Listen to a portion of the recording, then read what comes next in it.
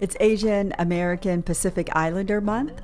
And for those of you who may not know what that is, it is celebrating, highlighting, educating, and hopefully engaging and inspiring you with stories, communities, and all things Asian Pacific Islander, whether it's food, whether it's people. It really is. I am Alina, your host for Between Us. I get a chance to talk to Natalie Moo Young of Asianati. Asianati is a nonprofit organization of Asian Americans. Natalie is going to share with us her experience being of mixed race, having one white parent and one parent of Chinese Jamaican heritage, not learning much of either heritage, and as an adult really taking that a step on her own. We have these experiences as mixed race people, but I think I want to say that at the beginning of my life, this wasn't something that I thought about very much. I think that when you're younger, maybe you know that you're different, but you don't really, it doesn't seem like a big deal until everybody else is the one who sticks you into a box. We got a chance to meet recently. Really, you were interviewing me, but we just got to talking, and I'm not quite sure that you actually got a chance to do your interview, but I just had so much fun, and there were important things that we were talking about that I said, why not come on Between Us, because we are still building our relationship between us. And the concept of Between Us is, what do we have between us that really fosters relationship and connection? And then what do we put in our way that prevents that is between us, that we need to remove? With that premise, tell us a little bit about that meeting that we had, and talk to us about that, the community work that you're doing. Yeah, so I first met Alina through a friend who asked, so I had an idea for sort of like a small project highlighting other Black Asian American stories, especially in the Cincinnati area. And so I had our friend Caitlin reached out and was like, do you want to meet other Black and Asian people? Like, I actually know a couple. And I'm like, what? Like, you found some? We're like a novelty. Yeah, it's people. Yeah, who'da thunk? And she gave me Alina's number, and I got the chance to sit down with her and have a little bit of coffee and just hear her story and hear about her as a person. And it was really wonderful, and we couldn't stop talking. So we had to extend that talking, and then now we're recording it. That's true. So before we begin and we get really into some of the themes that really came out of that time together, our first time together, I'd like to ask you a few questions that will hopefully get you percolating. Mm-hmm. And I would like to know things you collected as a child.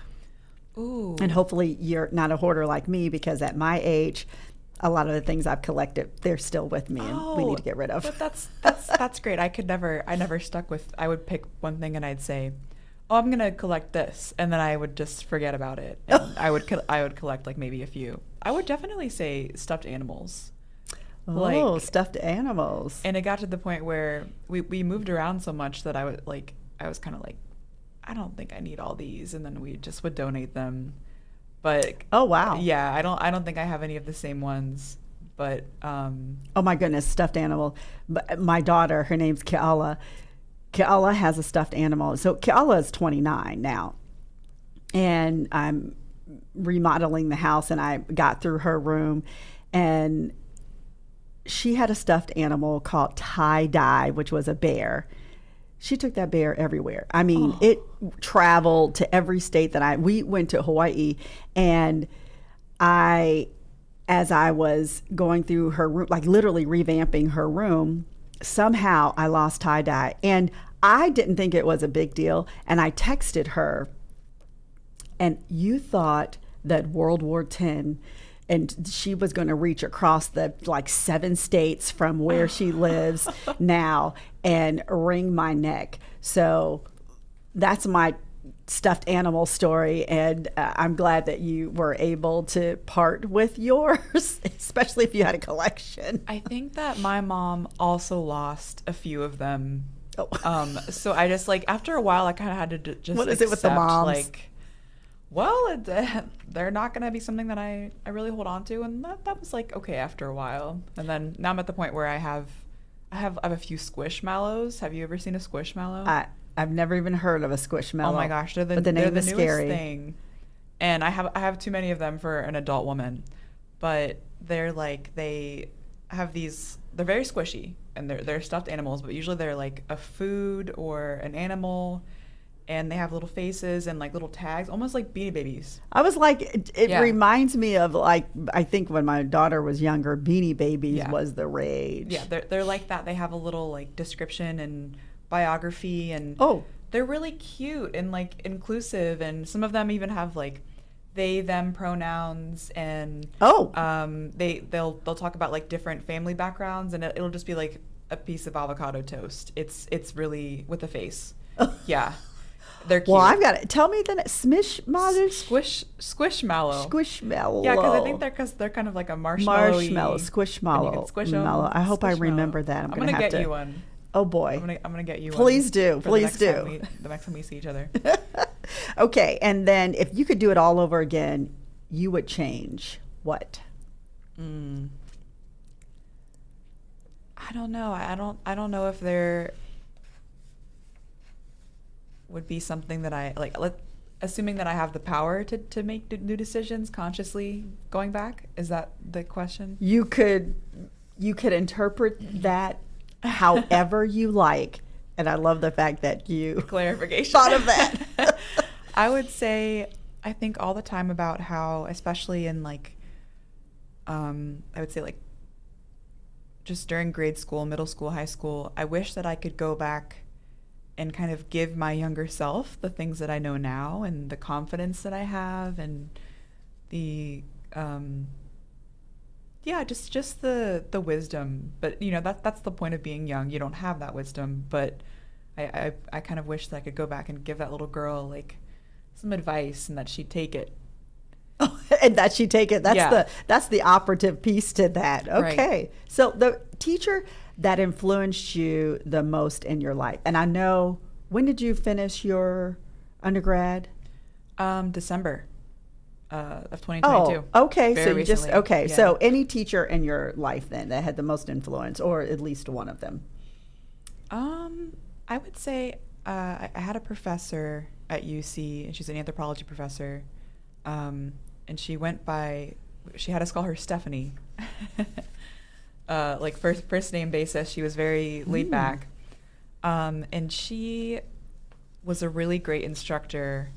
Even at times when I was really struggling with my mental health and really just going through a lot, she was never the type to punish a student for, you know, not like meeting a certain expectation. Like, she always really wanted me to succeed, and she was challenging while also understanding and seeing her students as people. And I think that was really impactful for me. She also is mixed race and has curly hair, and so she is, I think, part Persian, and then I want to say like one of her parents is Latin or Hispanic.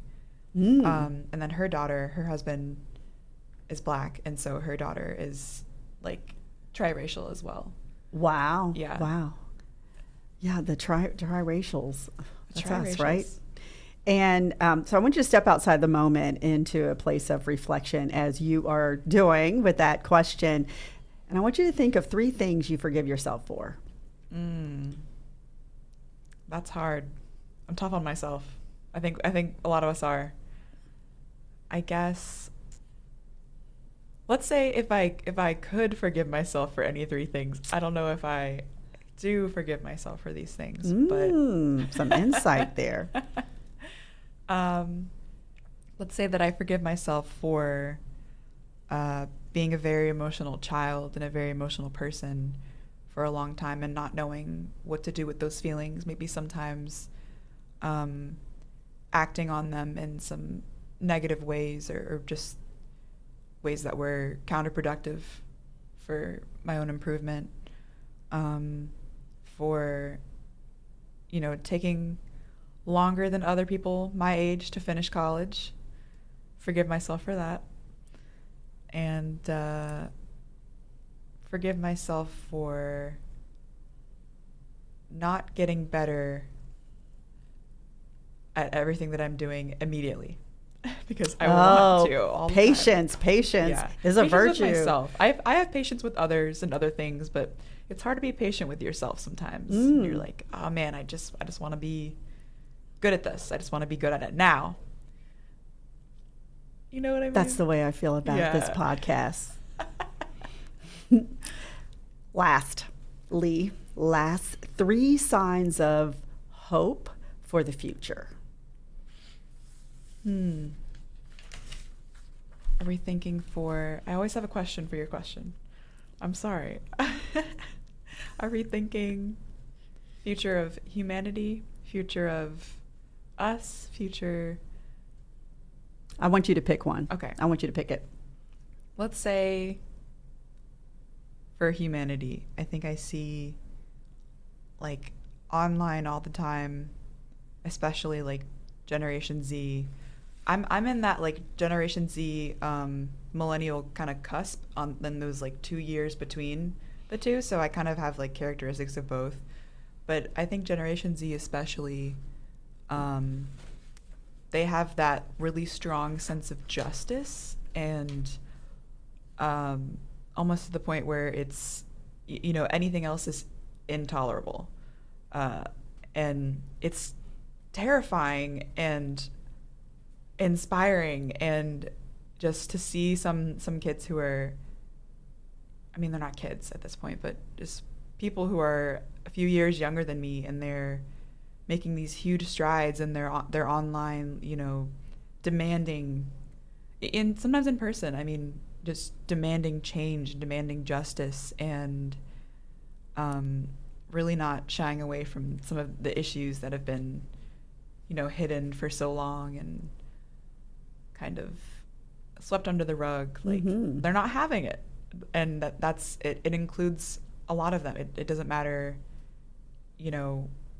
what their racial background is or like even nationality. Like, so many of them generationally are just fighting for change. And it's pretty awesome to see. It is. I will say that is. Now, that was only one, but I think that really leads us into one of the themes that came out of our time together in the coffee shop was braveries. I see you as brave, and it's been a while since I've had such an immediate connection with someone. Actually, the mutual friend that connected us, Caitlin, I'll never forget. So how we met was I teach a dance workout class, and when I was more actively teaching, I just remembered she saw me. She barreled to the front and immediately asked me, "Are you Hawaiian? Like, you look like you're Hawaiian." And I heard that and I just thought, like, who are you? And so she just like, there was just no, she just came right and just, did it. And so when I think about her connecting you to me, there's some boundaries that I thought, okay, I am very old school and old fashioned, and I'm a little crazy about my contact information. And all of a sudden, I just get a text with you on it. I'm like, who is this other person that has my cell phone number? So that's what I think about Caitlin Brave. And so with you, going back to our conversation, we talked about you being brave. Like, you didn't know who I was. I know you're close enough with Caitlin, which is a trusted source and a safe person. So I know that was sort of my qualifier. But you had no hesitation reaching out to me to find out who, because you had no clue who I was. Who am I? Why did you go for it without even knowing if I was even interesting? I guess I can segue this into what I do and my like education and career background. I studied anthropology at UC, and I minored in Asian studies. And anthropology, especially from like a cultural anthropology perspective, is based around another subcategory called ethnography. And ethnography is, you know, kind of talking to people and getting their stories, and then using those stories to contribute towards a research purpose, kind of collaborating with the people who are a part of your research and just talking to them. And so there's a lot of there are a lot of new ways to practice ethnography. I think that anthropology as a whole in the West right now is really focused on recentering to, like, first off, anthropology did not have very great roots. You know, it was, you know, exoticization of people who had less power than the person studying them, and there was a lot of room for what's the word I'm looking for like abuse and taking advantage, and so trying to reframe that.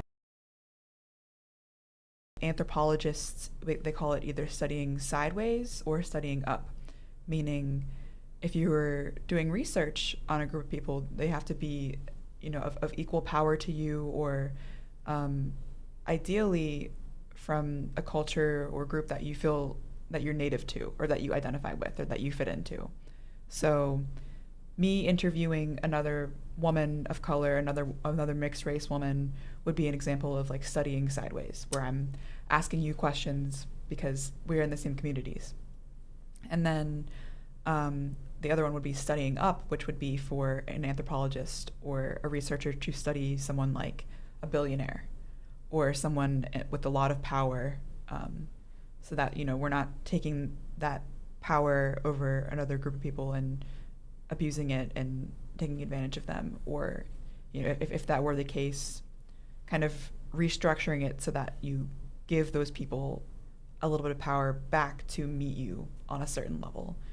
So anthropology sideways and anthropology up. Yeah, those are the ways that we are encouraged, that we are, in a more modern sense, in anthropology as a discipline, encouraged to do research. Yeah.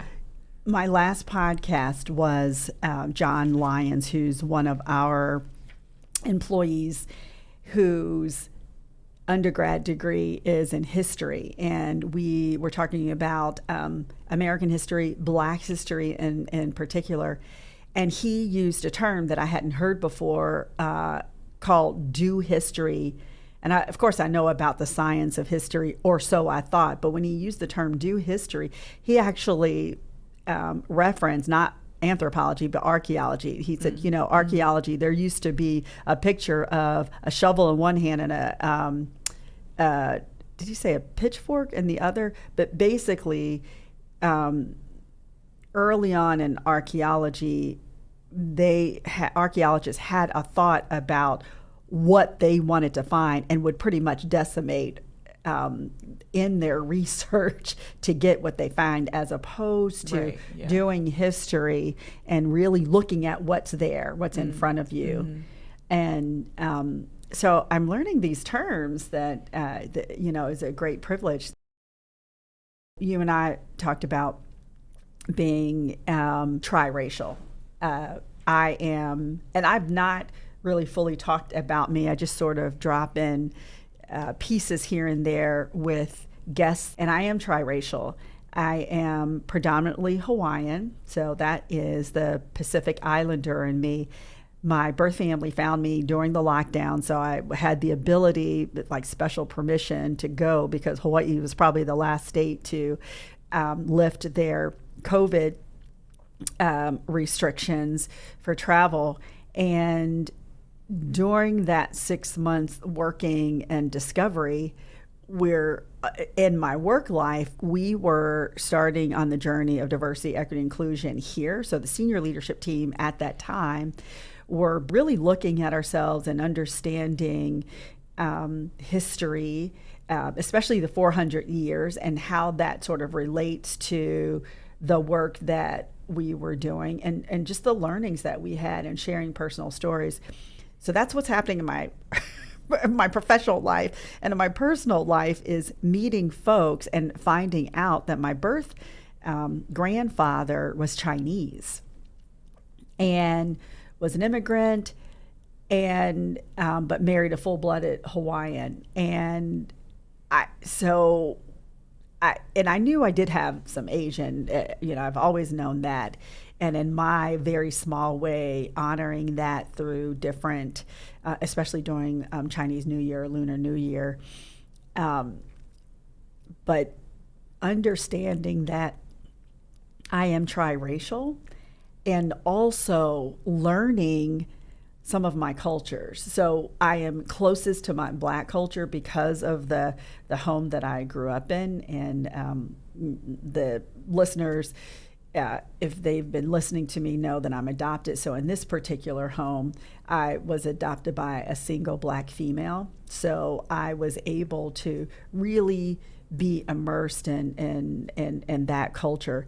And together, which, my mom is really my shiro. When I was 11, she took me to Hawaii. So that was my first trip to Hawaii. And she said, together, we're going to learn about that culture. But I never really knew about these other cultures that were part of my blood heritage. And just learning them through textbook, or in my case, I ended up getting a degree in Spanish for, what was my father side. And so learning these cultures that not through firsthand, but experience, but really by reading sort of this research. And I don't know if I would call that sideways research, but that's what I found interesting with you when you reached out. Yeah, so I think that's brave. I think it's brave to go out there and say, hey, this is my background. I'd like to meet you. And I will tell you that I don't think it's a small project that you're doing. I think it's huge. And the impact is going to be much larger than I think even you may think. Really? Right? Oh, yeah, I do. I definitely do. Take us on the connection that you, Caitlin, and I have is through this community, this nonprofit. So tell us more about that, and then how this could be a vehicle for you to share these stories. Yeah. So first of all, on the premise of me being brave, I almost think that knowing your background, just based on what Caitlin said, I felt like I was going to be, even though you're a stranger, I was like, there are going to be some things that I can say to her that I can't say to anybody else. So there was like almost an immediate, kind of understanding on a deeper level, on a more intimate level of, emotions that I've had and experiences that I've had that I know that you've had. So and that's just by virtue of us being triracial yeah. in this world. So we'll talk about that later. Yeah. And and that turned out to be true. So it Yeah. wasn't just a theory, Yeah. right? So I was like immediately just like, I knew, I felt a sort of comfort or like an ease because I didn't have to perform any type of way. I didn't have to navigate between anything. I could just be myself and meet you as you were yourself.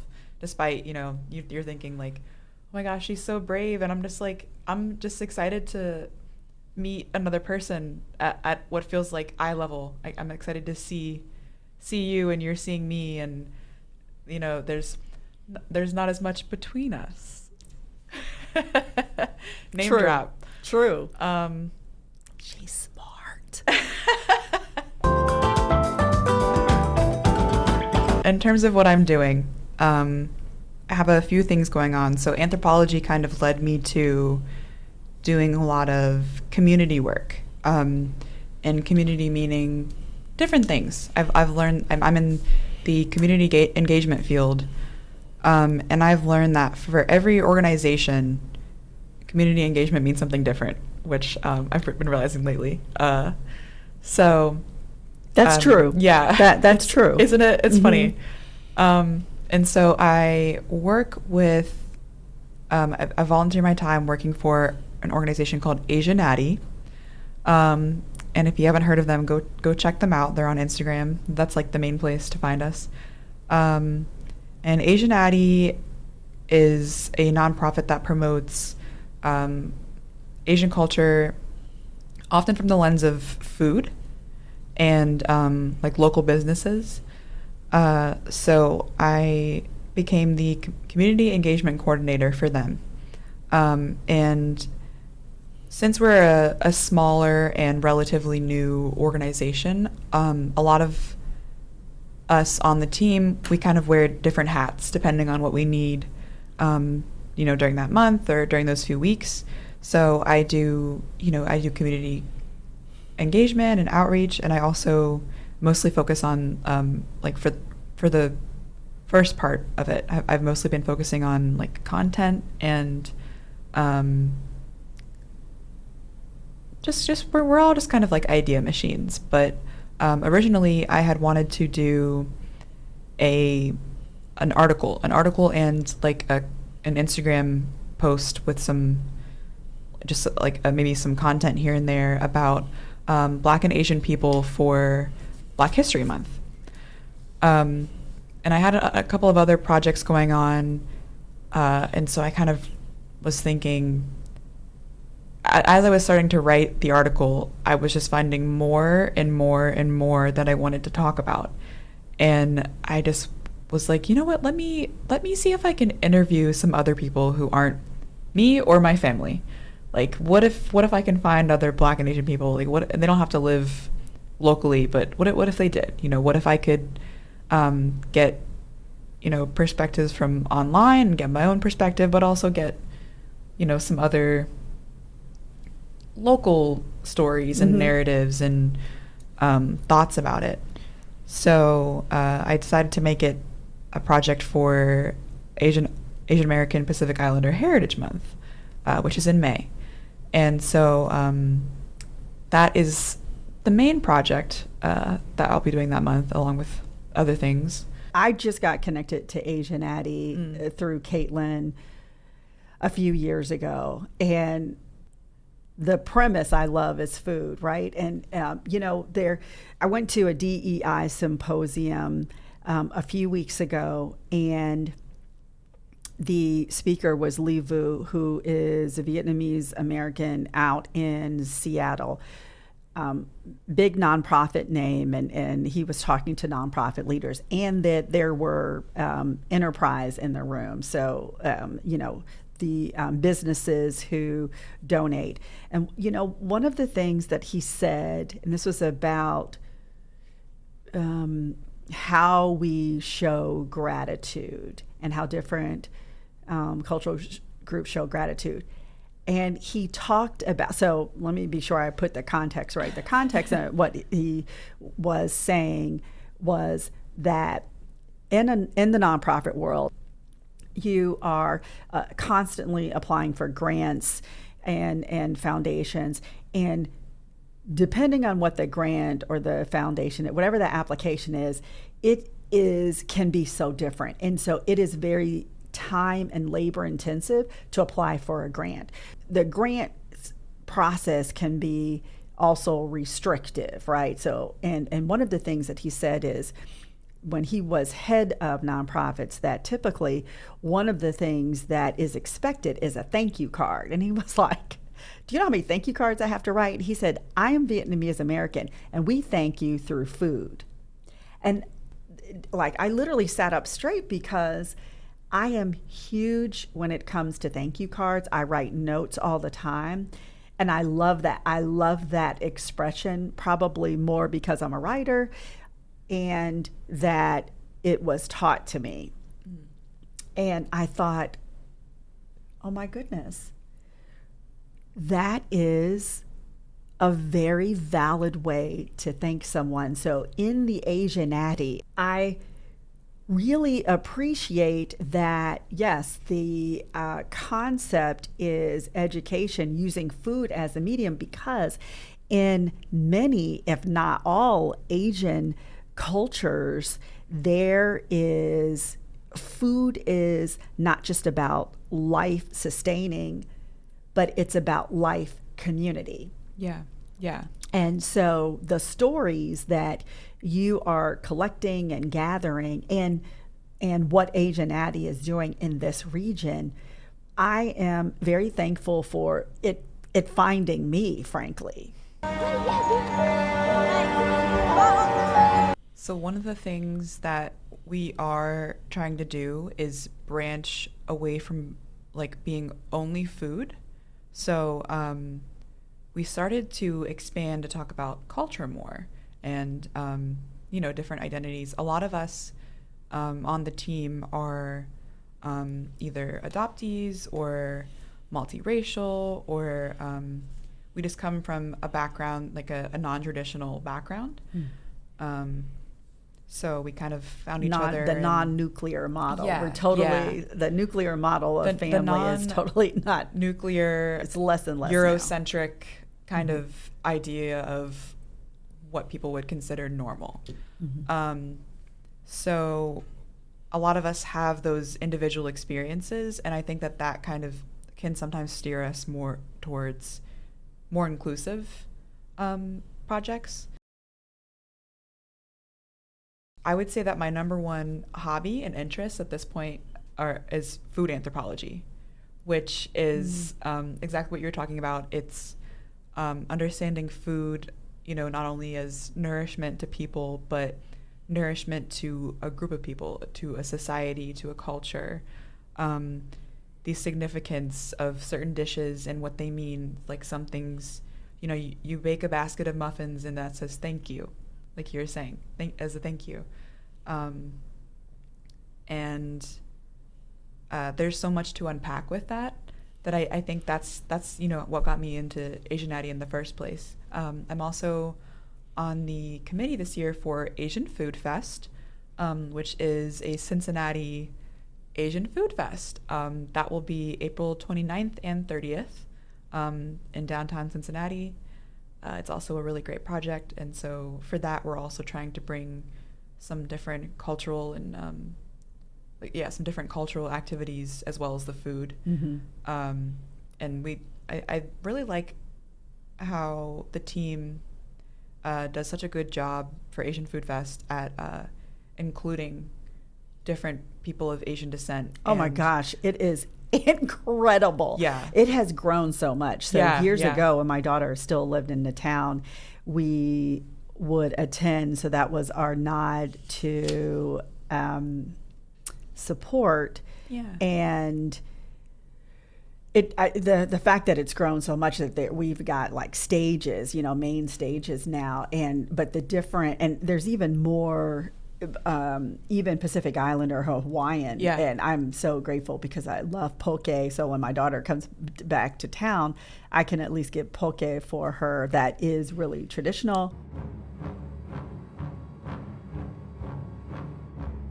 This theme of brave is really important because there was an immediate bond and this immediate safe place we have something in our background that's similar. We've had these emotions that are complex. And I was just telling someone earlier that there are feelings that we get that when we are placed in certain environments or different situations, it is very difficult for me to explain and frankly to articulate. And you had the ability to do that when with an experience you had with your friends. What brings us together is we are mixed race, where one parent is predominantly Black and Asian, and then the other one is not. And so it's really having that Black culture and us outwardly facing. So even though you're fair skin, if someone were to see you up close, the hair, and we'll talk about hair and really how that, absolutely how this hair is, can either be a beacon or otherwise, right? Mm-hmm. Can you describe or retell that story that you told me that you had gone out really just recent to us meeting? Yeah, I want to preface it by saying that, we have these experiences as mixed race people. But I think I want to say that at the beginning of my life, this wasn't something that I thought about very much. I think that when you're younger, maybe you know that you're different, but you don't really, it doesn't seem like a big deal until everyone else in the world start putting their own preconceived notions and their own, everybody else is the one who sticks you into a box. Agreed. So the ways that I've learned to feel and identify, as much as I want to say they're independent and I've come up with my own, I am who I am, regardless of what everybody else says. The experiences I have made me hyper aware of how everyone is viewing me at all times. And for starters, that's exhausting. You know how exhausting that is. It's exhausting to be trying to be enough of one thing, not too much of the other, trying to be authentic to yourself and yet make everybody else comfortable enough with who you are. And people can say, like, you don't have to do that. You do. You have to. You have to chameleon your personality based on who you're with, because that's the way the world works. Especially being a person of color, code switching. And so while I would prefer to not think about things like how many other people of color are in the room versus, am I the only one? It happens. The thought pops into my head because I realized from a young age everybody else was already thinking about it. So I had to start thinking about it too. Mm-hmm. What happened was I went out with a few friends to a nearby town. I don't know if I should name drop, because I as much as I want to. Oh, you don't have to name the town. No, you don't have to name the town. I don't want to throw them like under the bus or be accusatory, because it was fine. But so a few friends and I, some of them are mixed race, Asian and white, and some of them are just Asian with white parents. They were transracially adopted. As much as I feel like I fit in to this friend group, they have experiences that I have. We all have at least one white parent, and are people of color at the same time. So as much as I fit in with them, I am the only one who is Black at all. And so this experience is being the combination of things that I am, and I'm sure you get this, like, there's a unique experience that I have that nobody else in the room is going to have, I would say 99% of the time, until we meet someone like each other. But this is something that is both tremendously helpful, to expose other people to people like us, and our perspectives are incredibly valuable. At the same time, it's alienating. It is incredibly alienating just to exist outside of the box in a world that demands you be in a box. So That's right. Yeah. So I was with these friends, and we were meeting up for dinner in a town nearby, and I kind of start to feel almost like this eerie feeling, like this discomfort. And then I just, for some reason, I start driving really slow, and I'm like I'm stopping at a full stop at all the stop signs. And then I kind of pick up on it, and I realize like, I have only seen white people for the last 15 minutes as I've been driving in this town. And it was fine. Like, nobody bothered me, but I still was like, it was a feeling. It wasn't even like something that I decided like, oh, there are only white people around me. Like, I'm going to be upset, or I'm going to be like fussy about it. It was this like almost like second nature kind of discomfort. And okay, well, do I have to think about this? Do I have to think about my own race right now? Mm-hmm. Like, do I have to think about Spidey senses. And there are times when I have felt that, there have been folks who have commented that was perceived and not like in my own mind. Yeah. And you have the ability to articulate it much better because I'm older and I'm just tired and exhausted of sort of going through some of those. And I'm not making light of it. It's a reality. And it's almost like you just have to be aware. So there's my seafood and martial arts seafood Paul Mason talks about environmental awareness, and we just have to be aware. And one of the reasons to be aware is that you are different. Sometimes you're the only, and in some instances you're the first. Shonda Rhimes has this coined term called FOD, first, only, different. And she that's why I was telling you about that book by Elaine Welteroth, who is biracial, and she's outwardly facing, she's got the curly hair and light skin, fair skin, and the experiences she has as a biracial child. And I remembered, and it probably doesn't happen as much because I've been able to live a little and silence some pieces that I just recognize are a reality. But one of the realities is, and you had stated earlier, when you're made up of, it's not just about multiple cultures, but especially when you have parents who not only look different than you, but really you are a combination of both of their cultures.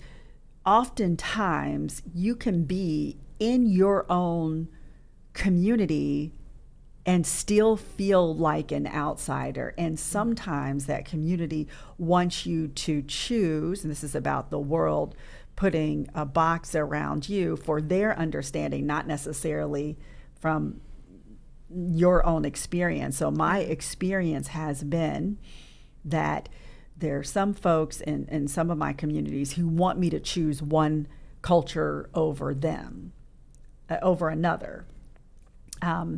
And let me stop and say, this is our personal experiences. This is not every, triracial or multiracial person's experience, but these are what we have shared as we are getting to know each other. So we're not we're not speaking for everyone. Right. We're not, this is But- not a brushstroke over all multiracial or triracial, and especially Blasian, that term, if you've never heard of it, Black and Asian mixed folks. But there are some realities that exist, and they're very prevalent, and they're Yeah. common enough for us to say, hey, Yeah, absolutely. pretty much I'm expecting you have had one of those experiences in your life at least. And I have had that. So that being aware of yourself being different, and how far do you need to be aware of that when you're going in communities at different times of the day or night. And ultimately it comes down to safety. Really, I think in many instances it comes down to safety. How do I behave? How much can I observe the code and the customs of this particular community so that I can get to my destination, basically. Yeah. Does that make sense? Oh, yeah, absolutely.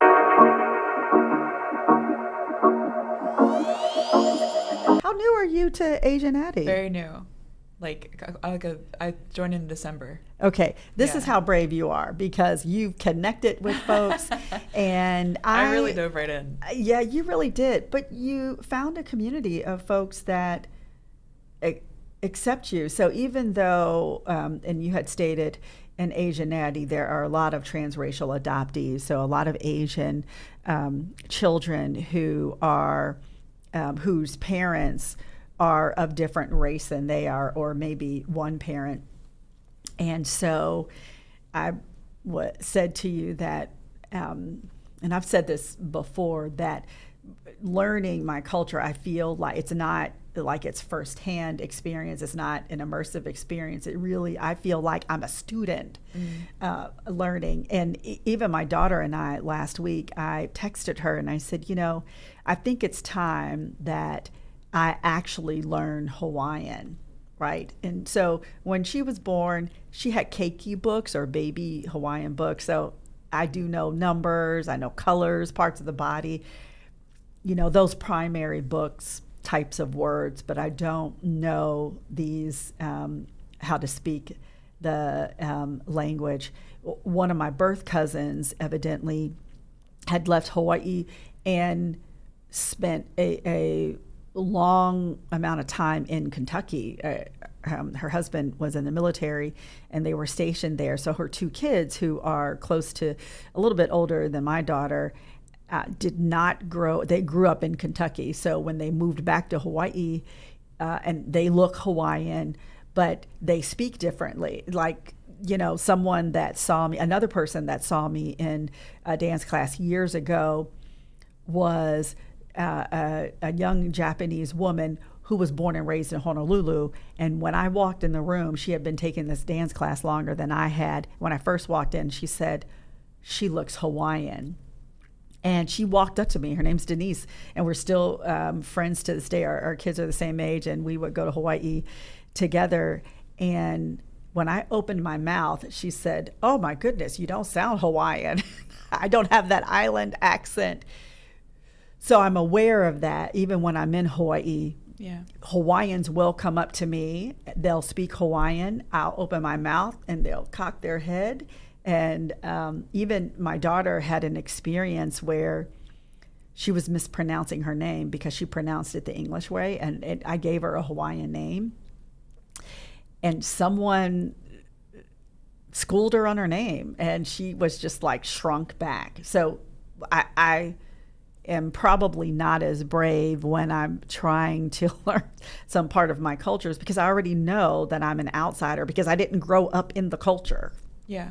I think, if I'm being completely honest, I think that no matter how much affirmation I could receive from somebody else on, you're allowed to identify with this part of your background that you didn't grow up in. I think no matter how many times I would be told that, I will always feel like it's not my right to explore parts of my identity that I did not grow up in. And that's something for us to claim. We actually have to claim that or reclaim it, because just as Elaine Welteroth's book is, enough. We are enough. So folks that are listening, there are going to be many folks who say, well, Alina or Natalie, when I see you, I don't see color. It doesn't really matter to me. When you get those types of comments, how does that make you feel? Oh, that's a really good question. Because I go back and forth, honestly. Oh. I think that when you're mixed race and you're ethnically ambiguous, that, you know, as alienating and difficult as that is, like, there's a certain privilege in it because people can't automatically assign you to a box.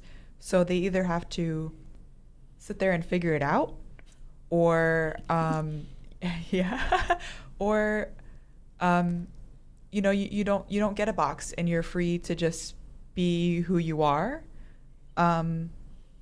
But sometimes people do assign you a box, and that's where you live in their mind. So I think that sometimes in a perfect world, I wouldn't have to think so much about my identities all the time, and I could just be me. And sometimes I feel like I have the freedom for that. And if someone is willing to pretend that they don't see me in a certain way racially, then that's fine. But at the same time, I am who I am, and I will express different parts of, you know, those identities at any time. And like,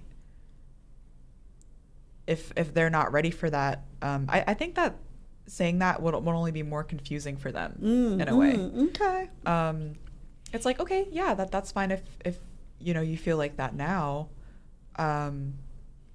but you may be confused down the line when I start speaking differently depending on, you know, who I'm with, and you know, like the code switching is involved, which sounds, it's hard to acknowledge that because it makes me feel like I'm not being authentic, but I mean, everyone knows, many people of color, especially Black people of color, in the United States, know about code switching, and it's to the point where, like, I don't even notice myself really doing it. It's not like a conscious decision. I think it's autonomic. Yeah. I'm sure I'm using autonomic wrong since it's part of the body, but it's automatic. Yeah. So it becomes like part of our DNA, and that's why I use the term autonomic as opposed to automatic. And what I've recently been like, while it's not very conscious, I've been trying to make a conscious effort to not hide certain parts of my identity when I'm with certain groups of people. Like, just, I've been trying to be all parts of my identity all the time, which has been like difficult, but I think for me, the reason why that is difficult is because I've compartmentalized myself for so long, right? And I'm the age of your parents. So I've conditioned myself to do that, partly purposely and partly be as a condition of our societal norms and frankly needs. And yes, it is about others. And yes, it is about me as well.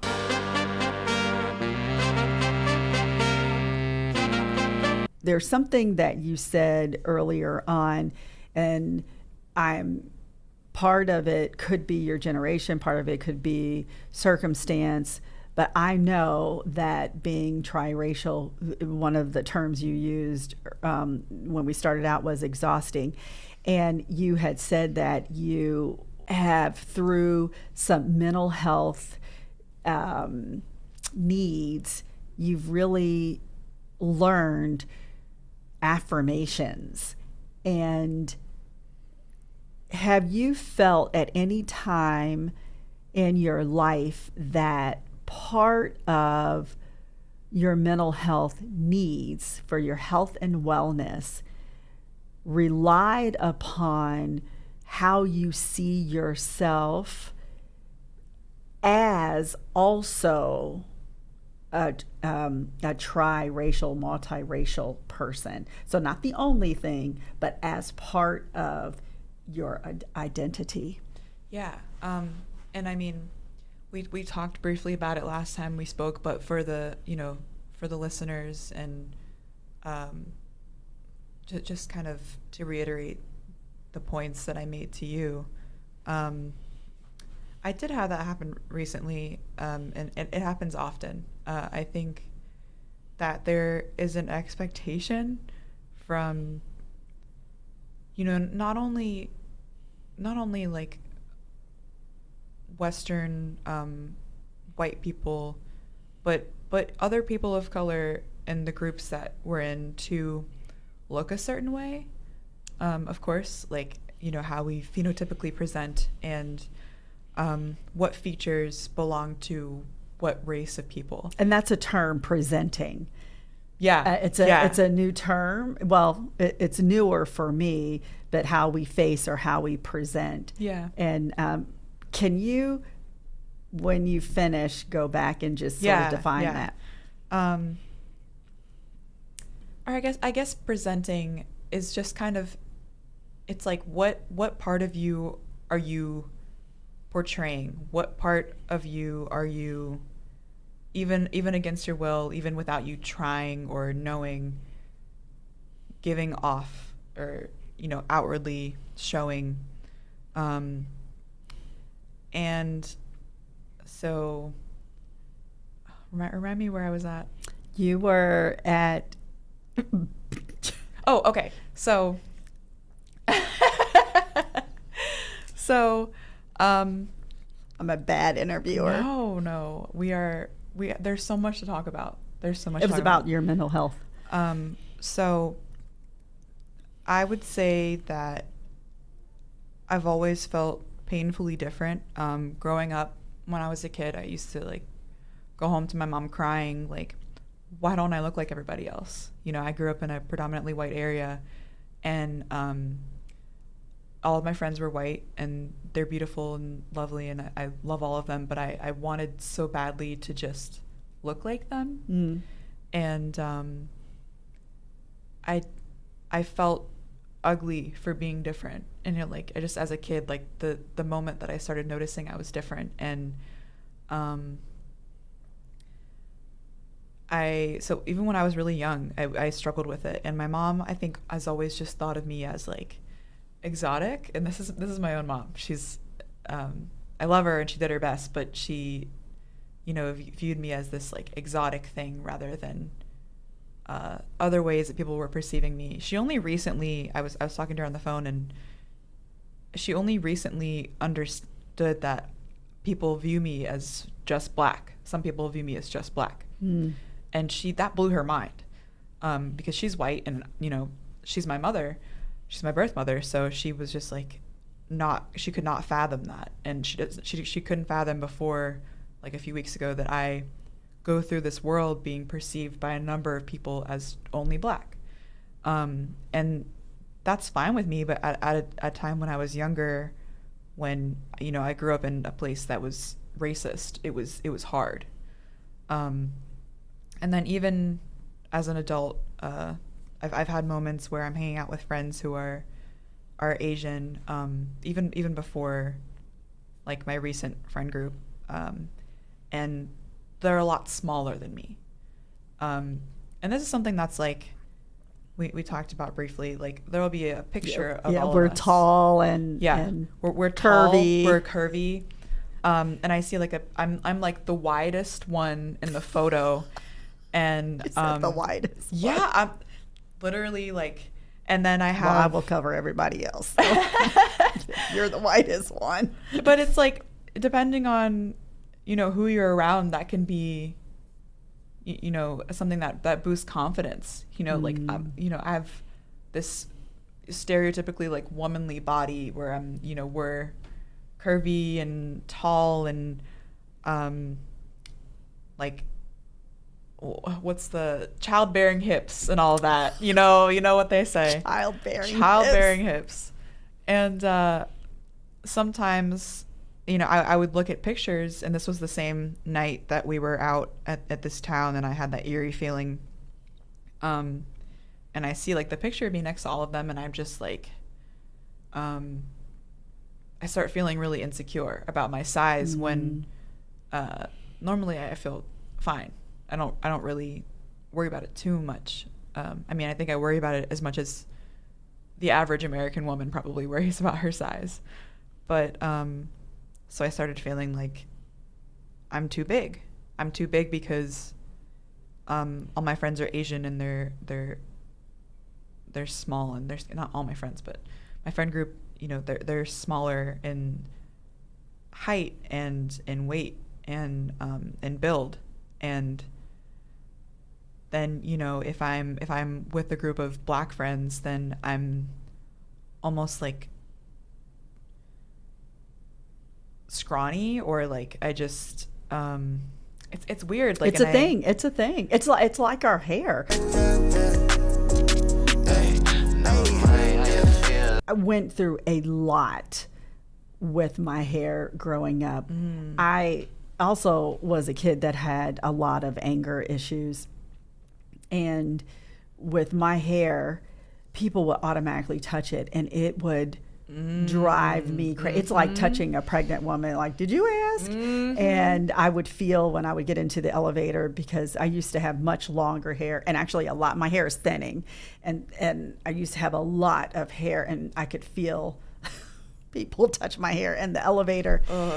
And yeah, so tell me why you just had that because reaction I've had about that. your hair. Oh my gosh, yeah, I remember. And why is that important that we both had these reactions?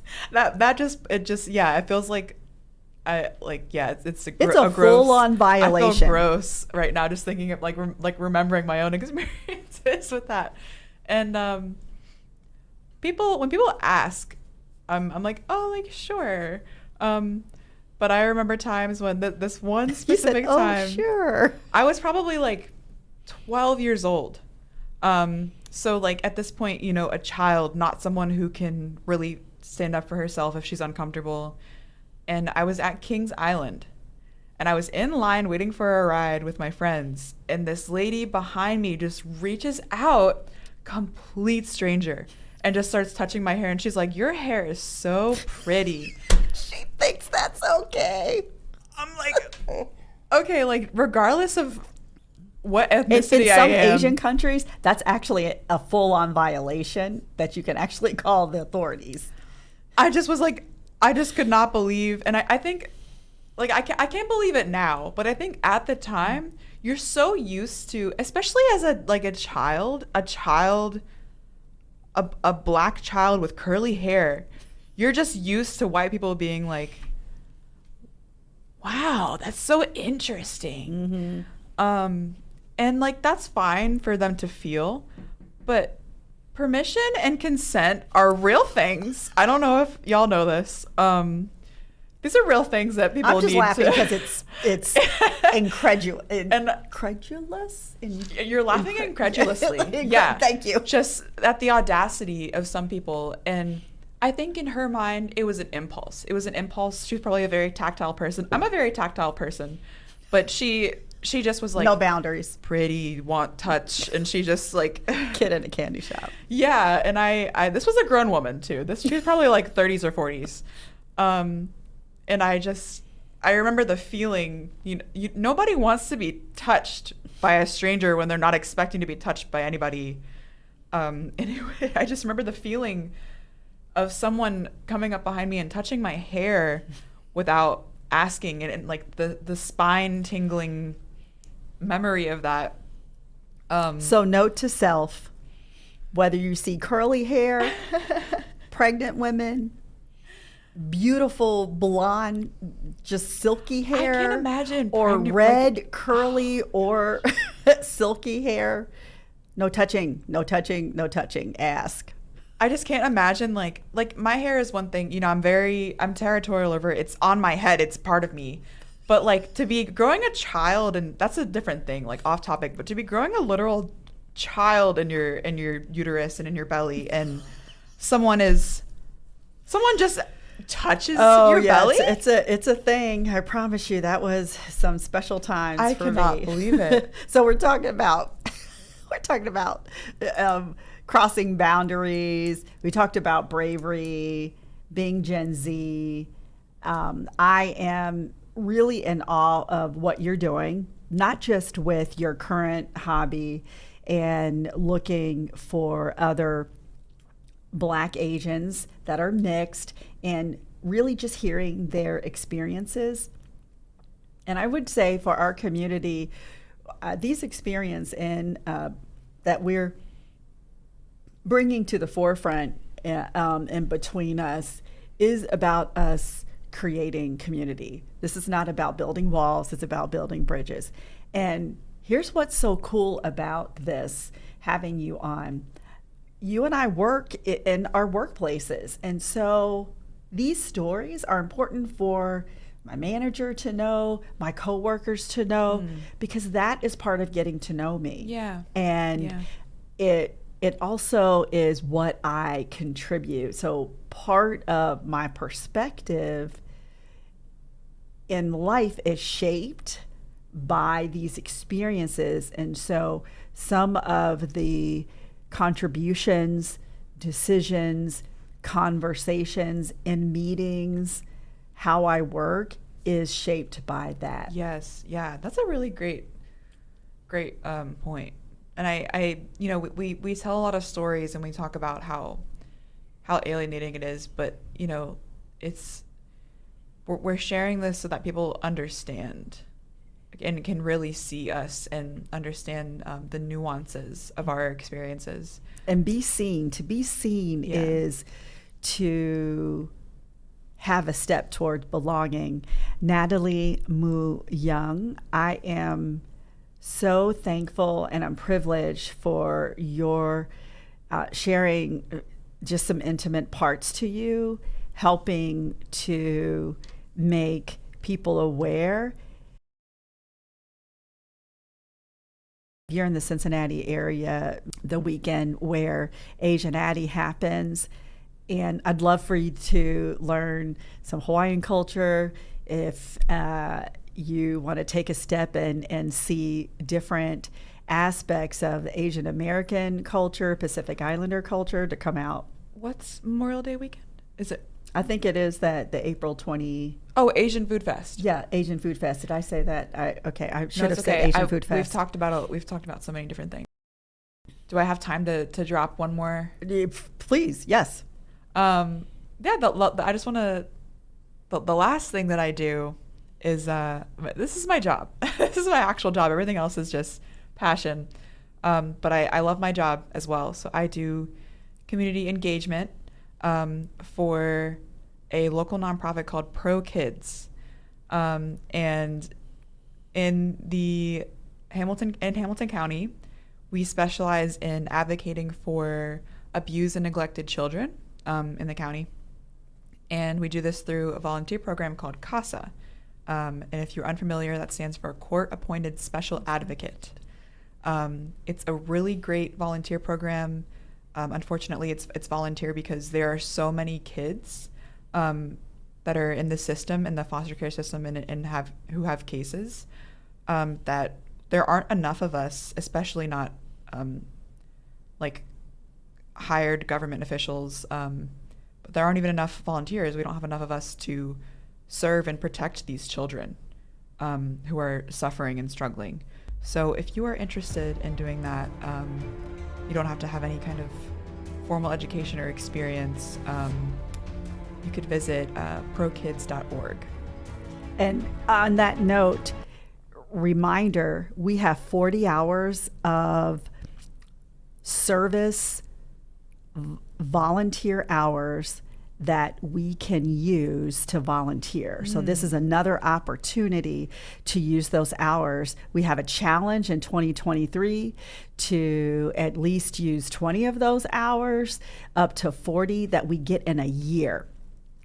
And look to your manager, contact Todd Foreman, and I'll put his name, our director of community, in this and Pro Kids and your contact information. So if people want to connect with you and understand what GASA is and Pro Kids and find out more volunteer opportunities, we certainly will do that. I am thrilled to have had you, Natalie. I know that we are going to really, this is the start of a great friendship, and we're going to learn more about each other.